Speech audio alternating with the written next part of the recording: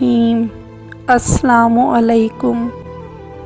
اگر تم یہ جاننا چاہتے ہو کہ وہ کیا خاص نشانیاں ہیں جو ظاہر کرتی ہیں کہ معجزاتی خوشیاں تمہاری زندگی میں اب داخل ہونے ہی والی ہیں، اور وہ کون سے ایسے پراسرار اشارے ہیں جو تمہارے ہر غم کو بے شمار خوشیوں میں بدلنے والے ہیں، تو سنو۔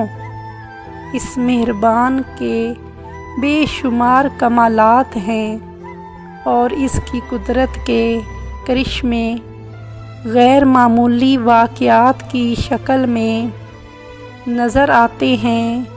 میرے رب کا قرآن تو خود اس بات کی وضاحت کر رہا ہے کہ اس نے تمہارے لیے رات، دن، سورج اور چاند کو کام پر لگایا، اور اسی کے حکم سے ستارے کام پر لگے ہوئے ہیں، اور طرح طرح کے رنگوں کی چیزیں اس نے تمہارے زیر فرما کر دیں، اور بھلا کون مخلوق کو پہلی دفعہ پیدا کرتا ہے اور پھر اس کو دوبارہ پیدا کرے گا، اور کون تم کو آسمان اور زمین سے رزق دیتا ہے۔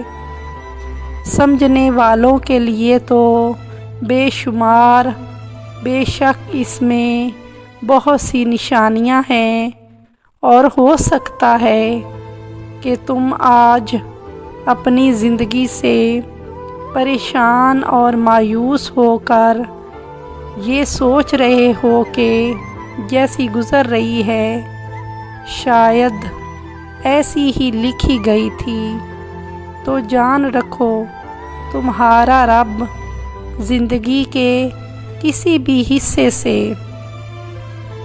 ان گنت خوشیوں کا آغاز کر سکتا ہے کہ انسان خود بھی حیران رہ جاتا ہے۔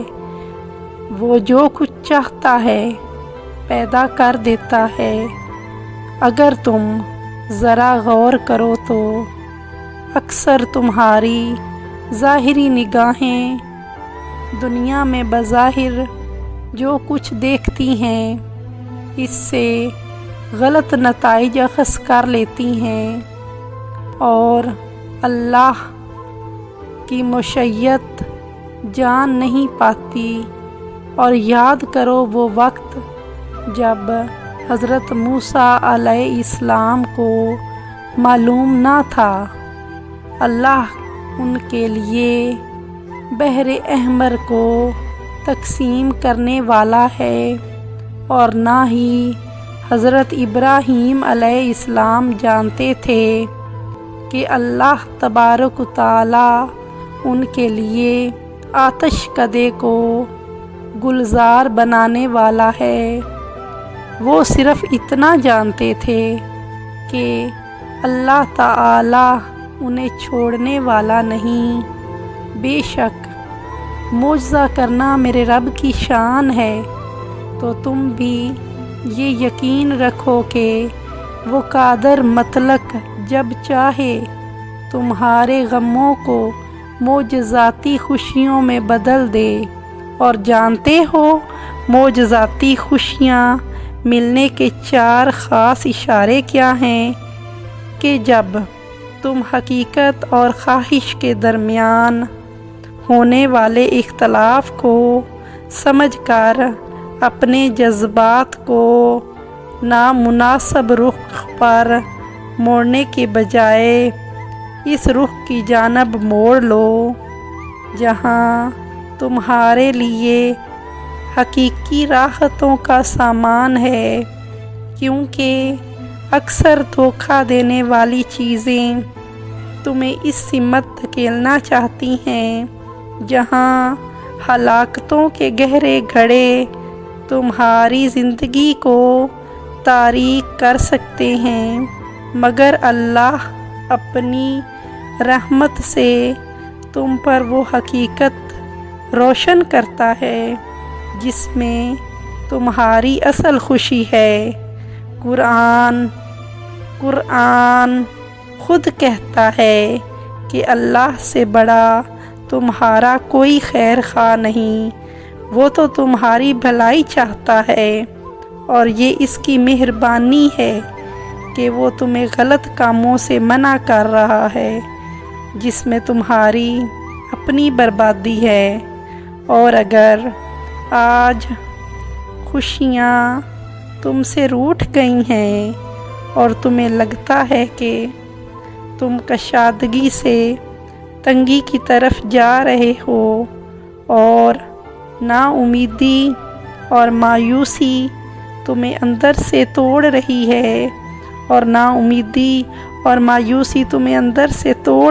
ہے، تو سنو، اللہ کی قدرت، اس کے علم نے تمہیں اندر اور باہر سے گھیر رکھا ہے۔